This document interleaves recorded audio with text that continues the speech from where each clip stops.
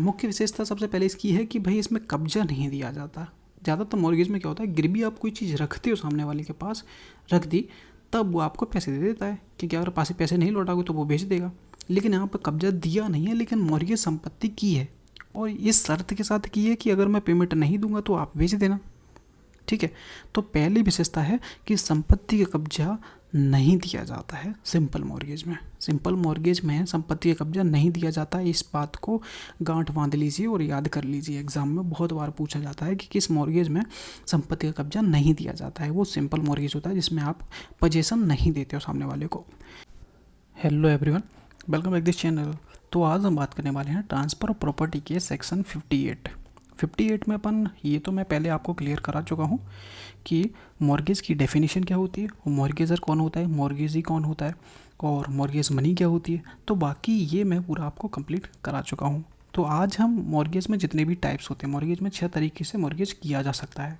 ठीक है, तो अपन 6 सारों सभी पढ़ेंगे एक एक करके। ठीक है, तो आज अपन सीधा पढ़ने वाले हैं सादा सिंपल मॉर्गेज के बारे में कि सिंपल मॉर्गेज क्या होता है।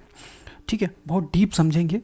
ठीक है, और ज़्यादा डीप पढ़ना हो तो आप मेरे को कमेंट करना। चलिए टाइम वेस्ट ना करते हुए स्टार्ट करते हैं कि सिंपल मॉर्गेज क्या होता है। ठीक है, सादा बंधक इसको कहा जाता है।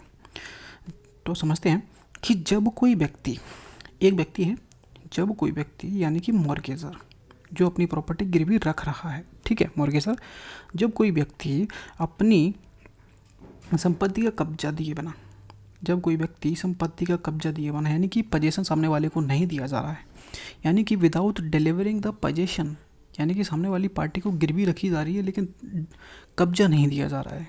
ठीक है, दोबारा समझते हैं कि जब कोई व्यक्ति संपत्ति का कब्जा दिए बिना, without the delivering the position, स्वयं को, यानी कि खुद अपने आप को, कौन, मॉर्गेजर, स्वयं को ऋण चुकाने के लिए पर्सनली लायबल होता है, अपने आप को बनाता है, उत्तरदायी बनाता है पर्सनली।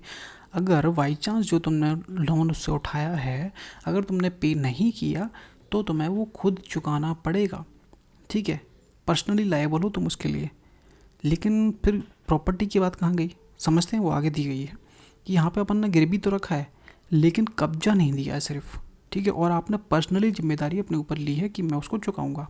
ठीक है, और साथ में अभिव्यक्त यानी कि एक्सप्रेसली और इम्प्लाइडली करार भी करता है, यानी कि एग्रीमेंट भी करता है कि यदि वह अपने संविदा के अनुसार भुगतान करने में असफल रहता है, यानी कि वो एक एक्सप्रेसली और इम्प्लाइडली एग्रीमेंट भी करता है कि यदि वह जो पेमेंट उसने लिया है वह चुकाने में आपको असमर्थ रहता है, असफल रहता है, तो उस केसेस में जो मॉर्गेजी है, जिसको गिरवी रखा गया है, को यह अधिकार होगा कि वह गिरवी, जो प्रॉपर्टी मॉर्गेज की गई है, उस प्रॉपर्टी गिरवी रखी गई संपत्ति को बेच सकता है। यानी कि जो मॉर्गेजी है उसको ये अधिकार होगा कि अगर आपको आपका पेमेंट टाइम से नहीं मिलता है तो आप उस प्रॉपर्टी को, गिरवी जो आपको रखी गई थी, उसको आप बेच सकते हो। ठीक है, साथ में और बिक्री से जो प्राप्त धन, यानी कि बेचने के बाद जो आपको पैसा मिलेगा, उस ऋण को चुकाने में उसको इस्तेमाल करोगे। यानी कि मैंने 70,000 रुपये आपसे लिया था और प्रॉपर्टी मान लीजिए 80,000 रुपये में बिच गई, तो जो आपका 70,000 है, आप अपना 70,000 माइनस कर लोगे और जो बचा हुआ है पेमेंट वापस कर दोगे। ठीक है, ऋण चुकाने में उपयोग किया जाएगा, तो ऐसे सिंपल मॉर्गेज कहा जाता है। बस इतनी सी इसकी डेफिनेशन थी। ठीक है, दोबारा समझते हैं कि जब कोई व्यक्ति है, संपत्ति का जो उसको गिरवी रख रहा है, उस संपत्ति का कब्जा वो नहीं देता है, यानी कि संपत्ति का कब्जा दिए बिना स्वयं को, यानी कि खुद को ऋण चुकाने के लिए पर्सनली लायबल बनाता है। ठीक है, और साथ में एक्सप्रेसली और इम्प्लाइडली एक एग्रीमेंट भी करता है कि उस एग्रीमेंट में क्या होगा कि अगर वो भुगतान करने में असफल रहता है तो उस केसेस में जो मॉर्गेजी है, जिसको प्रॉपर्टी गिरवी रखी गई है, को यह अधिकार होगा कि वह जो गिरवी संपत्ति रखी गई है उसको विक्रय कर सकता है। ठीक है, साथ में बिक्री से जो धन प्राप्त होगा, बेचने के बाद जो पैसा मिलेगा, वह वो ऋण चुकाने में उपयोग करेगा। जितना आपसे ऋण लिया था आप उसको अपना माइनस कर लेना, तो ऐसे सिंपल मॉर्गेज कहा जाता है। ये तो हमारा सिंपल मॉर्गेज की पूरी डेफिनेशन हो गई, इसमें कोई डाउट होगा नहीं, पूरा बहुत ईजी कर दिया है। अब समझो इसकी मुख्य विशेषताएं। मुख्य विशेषता सबसे पहले इसकी है कि भाई इसमें कब्जा नहीं दिया जाता। ज़्यादातर मॉर्गेज में क्या होता है, गिरवी आप कोई चीज़ रखते हो सामने वाले के पास, रख दी, तब वो आपको पैसे दे देता है, क्योंकि अगर पास पैसे नहीं लौटाओगे तो वो बेच देगा। लेकिन यहाँ पर कब्जा दिया नहीं है, लेकिन मॉर्गेज संपत्ति की है, और इस शर्त के साथ की है कि अगर मैं पेमेंट नहीं दूंगा तो आप बेच देना। ठीक है, तो पहली विशेषता है कि संपत्ति का कब्जा नहीं दिया जाता है सिंपल मॉर्गेज में। सिंपल मॉर्गेज में संपत्ति का कब्जा नहीं दिया जाता है, इस बात को गांठ बांध लीजिए और याद कर लीजिए। एग्जाम में बहुत बार पूछा जाता है कि किस मॉर्गेज में संपत्ति का कब्जा नहीं दिया जाता है। वो सिंपल मॉर्गेज होता है जिसमें आप पोजीशन नहीं देते हो सामने वाले को।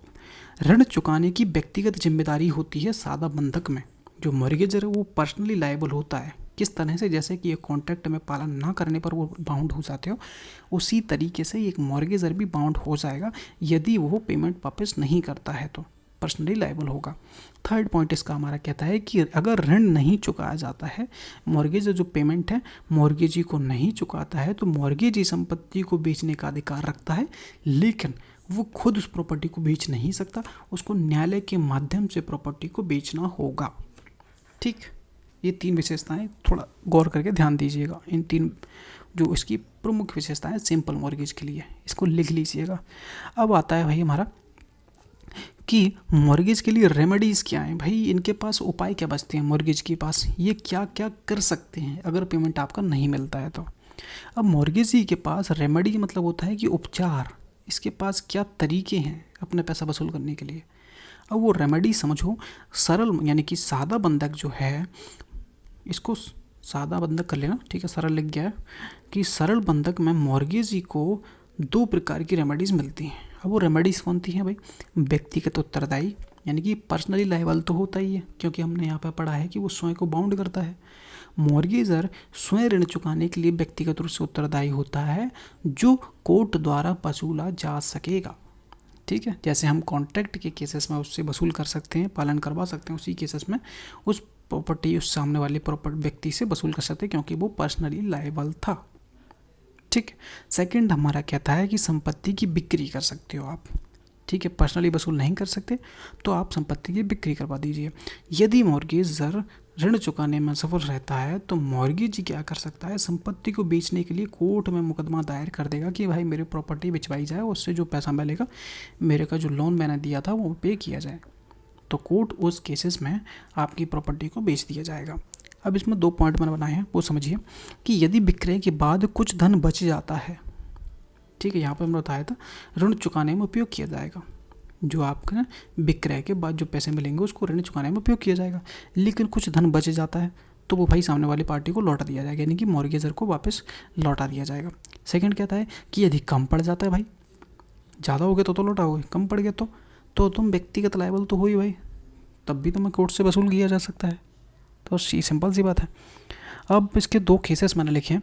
सुंदराचारी वर्सेस रामास्वामी 1955 सुप्रीम कोर्ट का केस है कि सुप्रीम कोर्ट ने माना था कि सिंपल मॉर्गेज सादा बंधक है, सिंपल मॉर्गेज में मॉर्गेजर जो है व्यक्तिगत रूप से ऋण चुकाने के लिए उत्तरदायी होता है। यदि संपत्ति बेचने के बाद भी राशि बचती है तो मॉर्गेजी शेष राशि को वसूलने के लिए मुकदमा दायर कर सकता है।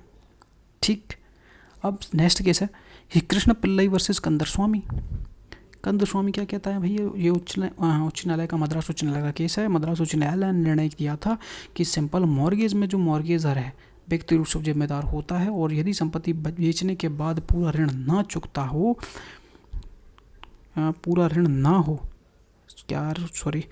यदि संपत्ति बेचने के बाद ऋण पूरा ना हो तो मॉर्गेजर से बाकी राशि वसूल करने का अधिकार रखता है, वो कि यहाँ पे मैंने बताया है। ठीक है, तो ये दो हमारे केस यहाँ पे क्लियर होते हैं। तो भाई सिंपल मॉर्गेज क्लियर होता है कि सिंपल मॉर्गेज क्या होता है। आप जो मॉर्गेजर हो, मॉर्गेजर संपत्ति का कब्जा दिए बिना स्वयं को लायबल करता है, एक्सप्रेसली और इम्प्लाइडली एक एग्रीमेंट भी करता है कि यदि मैं पेमेंट टाइम से नहीं दे पाता हूँ तो उस केस में जो मॉर्गेजी है उसको ये अधिकार होगा कि आपको जो प्रॉपर्टी गिरवी रखी गई है आप उसको बेच सकते हो। ठीक है, और बेचने से जो प्रॉपर्टी में जो पैसा प्राप्त होगा वो आपने लोन दिया है हमें उसको चुकाने में उपयोग किया जाएगा। तो इसे क्या सिंपल मॉर्गेज कहा जाता है। तो ये होता है सिंपल मॉर्गेज। अब इसमें क्या है, एक सेक्शन है 59 ट्रांसफ़र प्रॉपर्टी का, उसमें कहा गया है कि यदि प्रॉपर्टी की कीमत, यानी कि जो पैसे की कीमत प्रॉपर्टी की 100 रुपये से कम है, ठीक है, कम है, माइनस है 100 से कम, तो उस केसेस में आप क्या करते हो, या तो उसको रजिस्टर्ड करा लो और यहाँ फिर सामने वाले को डिलीवरी दे दो। दो ऑप्शन आपके पास होते हैं, ठीक है। लेकिन सिंपल मॉर्गेज के केस में क्या होता है, 100 रुपये से कम भी अगर प्रॉपर्टी है, ठीक है, तो उस केसेस में भी आप सामने वाली प्रॉपर्टी, सामने वाले को डिलीवरी नहीं दे सकते हो, आपको उसको लिखित में कराना ही होगा। समझ में आया? सिंपल मॉर्गेज में ये पूछा जाता है एग्ज़ाम में कि सिंपल मॉर्गेज में अगर प्रॉपर्टी की कीमत 100 रुपये से कम होती है मॉर्गेज मानी, तो उस केसेस में आपको डायरेक्ट पोजीशन सामने वो जो डिलीवरी कर रहे हो सामने वाले को, डिलीवरी सिंपल मॉर्गेज में नहीं की जाएगी, आपको रिटर्न वगैरह करवाना ही पड़ेगा, ठीक है। 59 भी पढ़ेंगे तब क्लियर हो जाएगा, ठीक है। और इसमें कोई डाउट हो तो आप पूछ सकते हो। वीडियो पसंद आए तो वीडियो को लाइक कर देना, ठीक है, और वीडियो पसंद आए तो सब्सक्राइब भी करना, ठीक है। मिलते हैं नेक्स्ट वीडियो में, ठीक है। और कोई डाउट हो तो आप पूछ सकते हो। और बाकी मैंने अभी ट्रांसफ़र प्रॉपर्टी के बहुत सेक्शन पढ़ा दिए हैं, तो देखना चाहो देख सकते हो, ठीक है। वीडियो प्लेलिस्ट मिल जाएगी। और सीपीसी के ऑर्डर में चला रहा हूँ, ऑर्डर 5 हमारा कंप्लीट हो जाएगा 1-2 दिन में, ठीक है। तो मिलते हैं नेक्स्ट वीडियो में, थैंक यू।